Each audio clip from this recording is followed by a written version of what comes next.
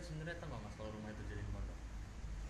Pondok ya tahu. Tahu. Pondok. Tapi warga sini nggak tahu nama pondoknya apa. Iya nggak tahu.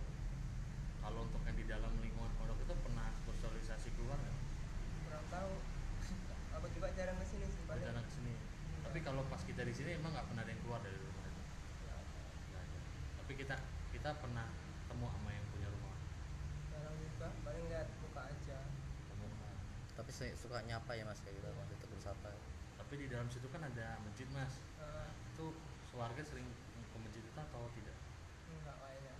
Nah, Kalau berarti kalau sholat Jumat gimana mas? Sholat Jumat di sini. Di sini sholat Jumat sendiri ya.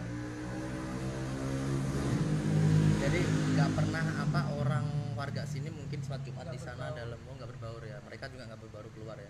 Iya. tapi kalau sepenglihatan kita ada berapa orang mas yang dibawa sama pihak kepolisian?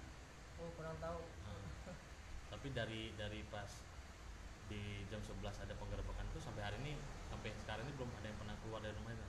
Belum. Nggak boleh keluar juga sama anggota. Ngintip-ngintip lihat nggak boleh. Intip-intip nggak boleh ya mas ya. Lah terus kalau orang lewat gimana mas? Orang lewat jalannya kan tutup. Oh jadi ditutup, jadi harus muter kemana? Tutup ke sana. Ya muter ke sana. Nggak tahu yang dibawa berapa. Nggak tahu yang berapa ya. Tapi yang jelas bagi baju-baju hitam-hitam itu mas ya, Iya. yang kayak tadi di foto ya. Nama mas kan Doni.